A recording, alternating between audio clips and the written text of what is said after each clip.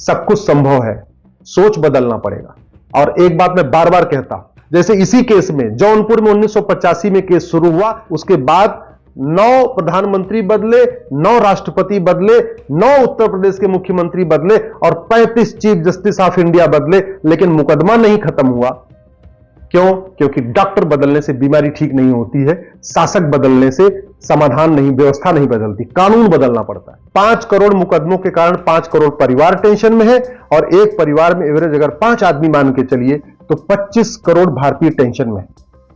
5 करोड़ मुकदमों के कारण 25 करोड़ भारतीय टेंशन में है। और ये 5 करोड़ मुकदमे तो हाई कोर्ट में चल रहे हैं, सुप्रीम कोर्ट में चल रहे हैं, डिस्ट्रिक्ट कोर्ट में चल रहे हैं। इसके पैरेलल 5 करोड़ और भी चल रहे हैं।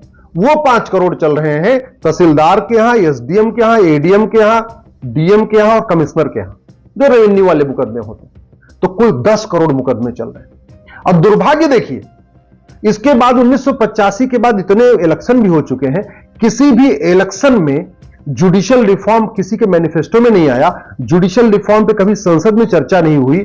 जुडिशियल रिफॉर्म पे न लोकसभा में चर्चा हुई, न राज्यसभा में चर्चा हुई।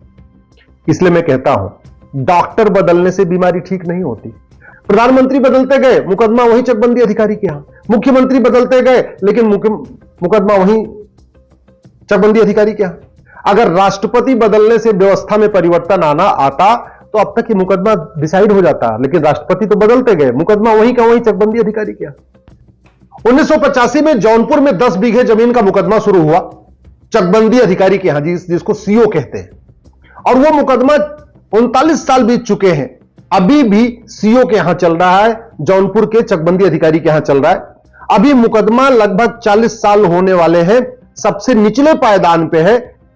इसके बाद एसओसी के यहां अपील होगी, एसओसी के बाद डीडीसी के यहां अपील होगी, डीडीसी के बाद चकबंदी कमिश्नर के यहां अपील होगी, चकबंदी कमिश्नर के बाद हाई कोर्ट में अपील होगी, हाई कोर्ट के बाद सुप्रीम कोर्ट में अपील होगी। भारत में एक एडमिनिस्ट्रेटिव चार्टर हो, एडीएम के लिए, एसडीएम के लिए, डीएम के लिए, कमिश्नर के लिए मैंडेटरी हो जाए कि आपके यहां जो रेवेन्यू का मुकदमा आया है, चकबंदी अधिकारी के लिए, एसओसी के लिए, डीडीसी के लिए, कि जो भी मुकदमा है आपको 1 साल के अंदर करके जाना है। कि तहसीलदार के लिए मैंडेटरी हो जाए कि उसको 1 साल के अंदर अपना मुकदमा ठीक खत्म करना ही करना है। कोई भी तारीख 1 सप्ताह से लंबी नहीं देनी है, 1-1 सप्ताह पे तारीख देना है और 5 तारीख, 6 तारीख, 8 तारीख, 10 तारीख के अंदर मुकदमा खत्म करना है। ऐसा हमने एडमिनिस्ट्रेटिव चार्टर बनाया ही नहीं, लेकिन मुकदमा आज भी वहीं चकबंदी अधिकारी के यहां चल रहा है। 40 साल में 400 तारीख पड़ चुकी है, लेकिन मुकदमा डिसाइड नहीं हो रहा है। 10 बीघे जमीन का मुकदमा है, वसीयत का मुकदमा है। केवल यह डिसाइड होना है कि किसकी वसीयत असली है, किसकी वसीयत नकली है, इतना डिसाइड होना था। तारीख पे तारीख हो चुकी है, लगभग 400 तारीख मिल चुकी है। लंबे मुकदमों के कारण हिंदू भी परेशान है, मुसलमान भी परेशान है, पारसी भी परेशान है, ईसाई भी परेशान है। झूठे मुकदमे के कारण गुजराती भी परेशान है, बंगाली भी परेशान है, तमिलियन भी परेशान है, कश्मीरी भी परेशान है, ब्राह्मण भी परेशान है, क्षत्रिय भी परेशान है, वैश्य भी परेशान है, दलित भी परेशान है। कानून घटिया है, इसलिए न्यायिक व्यवस्था सड़ी हुई है, पुलिस व्यवस्था सड़ी हुई है, इसलिए मुकदमों का फैसला नहीं हो रहा है। कानून बदल जाएगा, कठोर दंड का प्रावधान होगा, फटाफट मुकदमे डिसाइड होंगे। एक साल के अंदर नहीं, मैं कहता हूं 6-6 महीने के अंदर मुकदमे डिसाइड हो सकते हैं। अब आप सोचते होंगे कि इतने सारे केस पेंडिंग पड़े हुए हैं, तो जज कैसे डिसाइड कर देंगे? अरे आराम से डिसाइड कर सकते हैं। एक सिटीजन चार्टर लागू करिए ना, झूठी शिकायत को गंभीर अपराध घोषित करिए, झूठी गवाही को गंभीर अपराध घोषित करिए, झूठे मुकदमे को गंभीर अपराध घोषित करिए, झूठ बोलने को गंभीर अपराध घोषित करिए। जैसे ही आप झूठ बोलने वालों के लिए 10 से 20 साल की सजा देने का कानून बनाएंगे, झूठी मुकदमे अपने आप वापस हो जाएंगे, झूठी गवाही देने वाले अपनी गवाही वापस ले लेंगे, झूठे एफआईआर अपने आप वापस हो जाएंगे। सीधी सी बात, अगर हमने एक कानून बनाया होता कि जो झूठा मुकदमा करेगा, जो झूठा एफिडेविट फाइल करेगा, जो झूठी गवाही देगा और मुकदमे के बाद अगर यह पाया गया कि इस व्यक्ति ने झूठा केस किया है, उसको 20 साल के लिए जेल में डाल देंगे। यह मुकदमा होता ही नहीं। यह मुकदमा इसलिए हुआ है क्योंकि झूठ बोलना पाप तो है, लेकिन झूठ बोलना अपराध नहीं है। झूठे मुकदमे दर्ज कराना पाप तो है, लेकिन झूठे मुकदमे दर्ज कराना गंभीर अपराध नहीं है। झूठी वसीयत लिखाना पाप तो है, लेकिन झूठी वसीयत लिखाना गंभीर अपराध नहीं है।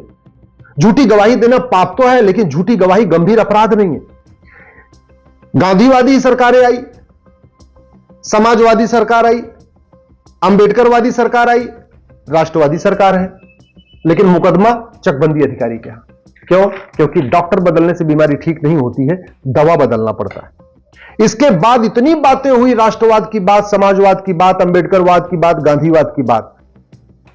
भारत में one nation one police code होना चाहिए, एक भारतीय पुलिस संहिता होनी चाहिए, एक पुलिस चार्टर होना चाहिए, 1 घंटे के अंदर एफआईआर हो, 1 महीने के अंदर जांच पूरी हो, इसके लिए एक पुलिस चार्टर हो। ये किसी के मैनिफेस्टो में नहीं आया, न लोकसभा में चर्चा हुई, न राज्यसभा में चर्चा हुई, न विधानसभा में चर्चा हुई।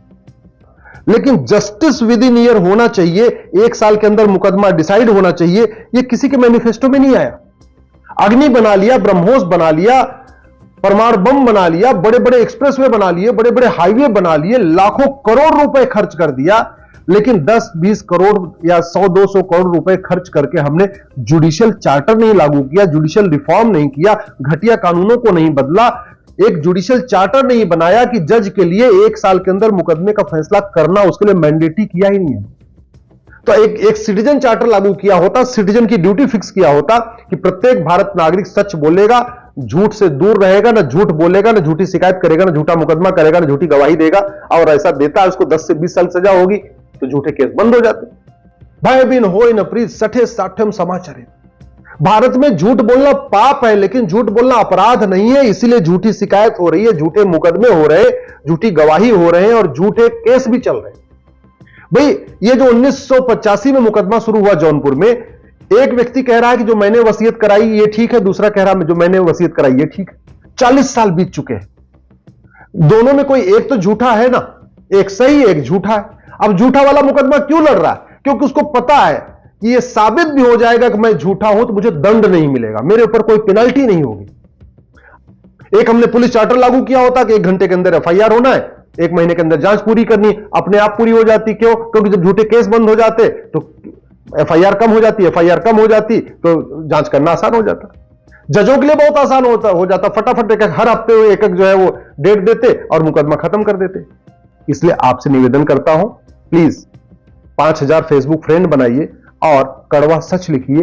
पुलिस रिफॉर्म की मांग करिए, जुडिशियल रिफॉर्म की मांग करिए, इलेक्शन रिफॉर्म की मांग करिए, एडमिनिस्ट्रेटिव रिफॉर्म की मांग करिए, एडमिनिस्ट्रेटिव चार्टर लागू करने की मांग करिए, सिटीजन चार्टर लागू करने की मांग करिए, पुलिस चार्टर लागू करने की मांग करिए, जुडिशियल चार्टर लागू करने की मांग करिए। यही समाधान है, नहीं तो पार्टियां आती रहेंगी, जाती रहेंगी, शासक बदलेंगे, मुख्यमंत्री बदलेंगे, प्रधानमंत्री बदलेंगे, सीजीआई बदलते रहेंगे, राष्ट्रपति बदलेंगे, लेकिन जमीनी हकीकत वैसे की वैसे रहेगी। जमीनी हकीकत तो कोई बदलाव नहीं आएगा।